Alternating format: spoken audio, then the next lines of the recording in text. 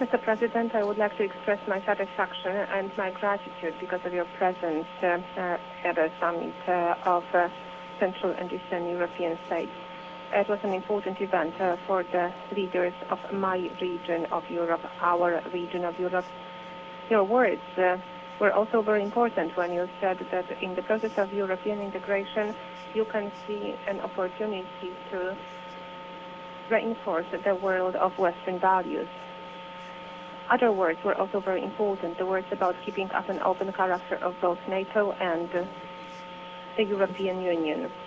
I know that these words got very deeply to the hearts and minds of many of the leaders of this part of Europe.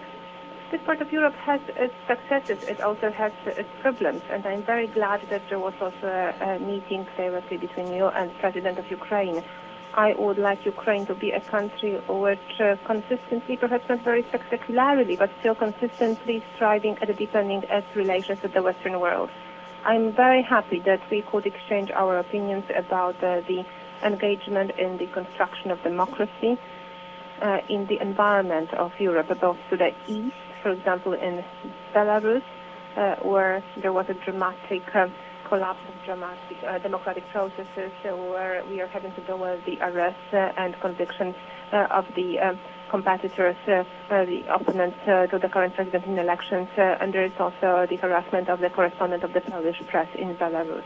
I'm also very glad that our views are absolutely identical as far as very firm presentation of problems of civil and human rights in Belarus. I also would like to point out very clearly the issues connected with security, with the security policy. And with satisfaction, I would like to note that the arrangements that were made in Lisbon are fully reflected in the practice of political actions taken up by the United States and NATO as a whole. I mean here, first of all, the upkept prospect of a NATO missile defense program, which will take into account the possibility of cooperation with Russia, but it will continue to be an element or the tool of the alliance that will also be capable of performing tasks connected with Article 5 of the Washington Treaty. Let me once again thank President Komorowski for his wonderful hospitality, and to the Polish people, thank you for the warmth and generosity with which you've greeted me. Yesterday was an excellent day. I was glad to be able to commemorate the extraordinary sacrifices of the Polish men and women in uniform, to meet some of the veterans from previous wars, to go to the memorial of the Warsaw ghetto uprising, which was extraordinarily moving, and to meet some of the survivors of that period, and to see the enormous investment that the city of Warsaw and the Polish people have made in remembrance.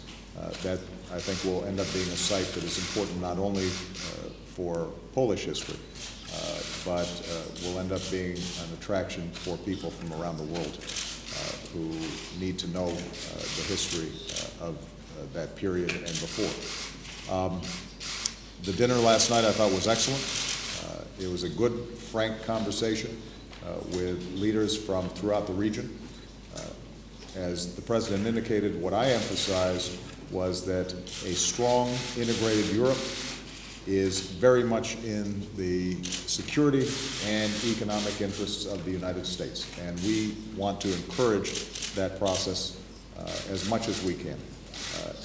We want to make sure that NATO and EU membership remain open. We think that's important. We think that Poland, because of its extraordinary success, both as a democracy and as a market-based economy, is a model, an example for the region. And this incredible transformation that's taken place over the last 25 years here in Poland is now making it a leader in Europe as we look forward to an EU presidency for Poland. That's an example of the leadership that it's taking, but also as countries like Ukraine look to Poland And Poland, I think, exerts a very helpful influence in showing a pathway for modernization and democratic reform.